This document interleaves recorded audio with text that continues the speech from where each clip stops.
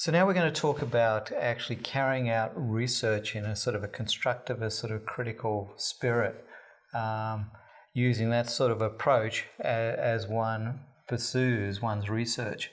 Again, sort of another discussion, I'd pursue a different sort of discussion if I was doing a research approach that adopts a sort of a positivist orientation.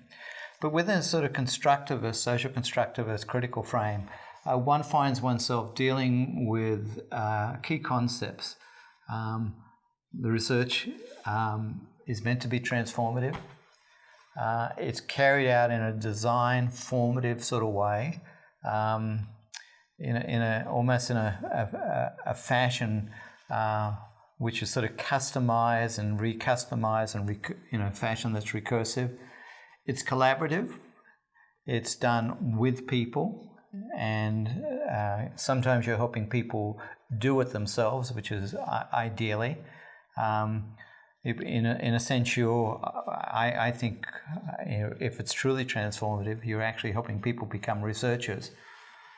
You're involved in negotiations, and these are negotiations which are respectful, where your relationship to the collaborators is one where there's a dialogue, a give and take, and in particular the interests of the stakeholders are really taken into account.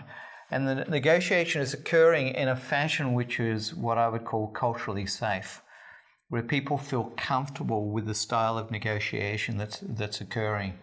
There's a sense of trust which is developed, which doesn't happen immediately. It takes time.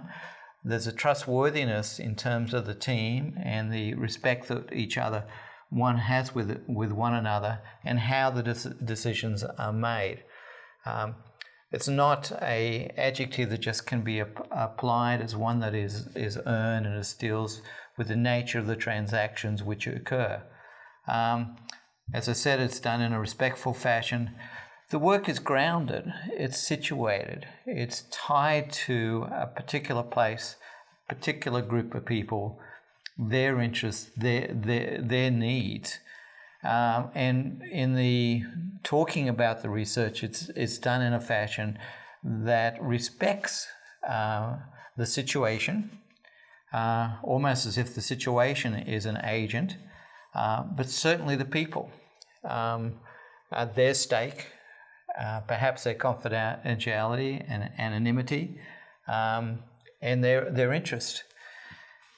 It's also done in a fashion which is open. Not everything is preset. You want to have vehicles by which one can learn things that might be surprising. And so you have to have the vehicles in there, oftentimes debriefings and other means whereby you can learn about things that might not necessarily be readily observable. So you need mechanisms in your research project by which you can, in a sense, debrief and talk openly, that people can actually give you input and insights, and that those insights can be accommodated across the group. And all of this, the situatedness in that puts you in a situation where you recognize that the research will offer an interesting case, which might be very informative, but it rarely is a situation where the information that is gleaned from the research is definitive. It ends up being much more suggestive. These terms also reflect the style of the research, how it's undertaken, but also the style of reporting it. You notice I haven't used terms like objectivity. Indeed, I would suggest that I probably should add another term here, subjectivity, where in talking about the research, one is clear of who's talking about what and who's formulating these sorts of things. Oftentimes I question whether the type of research that I'm doing with people that's very much to do with people and their humanity lends itself to the third person, this sort of detached, objective thing, when indeed I think sort of first person better mirrors the types of negotiations that occur. And even when you get to the section of your research report as findings, making sure that people understand the transactions by whom which led to these sorts of results. Sometimes I have constructivist colleagues who will often sort of shift their positionality when it comes to their findings, and they'll shift it to a third person as if the findings should reflect a sort of an objectivity. Again, these sort of terms should pervade your discussions. So as I think about how a research project unfolds, and indeed how it might be described if it was being put together in terms of, let's say, an article for a journal or a report for somebody, I think about going through these sorts of phases. I think ideally there's an initial discovery phase where people immerse themselves. They study, they interact. They don't just dive into a research study without spending time getting to know where they will be and what they'll be looking at. And so there's sort of an initial discovery which is not terribly focused, except it's focused on being open-ended and taking time to explore the world around them, to take notice of things, rather than going there with their already preset checklist to see only what they came in to see. I think sometimes it will shift from it will often shift from the unfocused to a more focused examination, where one returns to a site with some initial impressions and idea as to what they might want to sort of peel away at. If you recall my work in assessment or my work in reading writing, there are almost two levels to my observations. One which was sort of the first and very tied to getting impressions, and the second one where I wanted to delve into, by interviews and conversations, a little bit more what was going on with these sorts of students. So I became in sometimes sort of staging things. And so sometimes the second part of the discovery thing may be a little bit more staged. And these things lead you to this point where you have a sense of what it is that you want to explore, in a sense, the general geography of what you want to explore, and the type of frame, theoretical frame,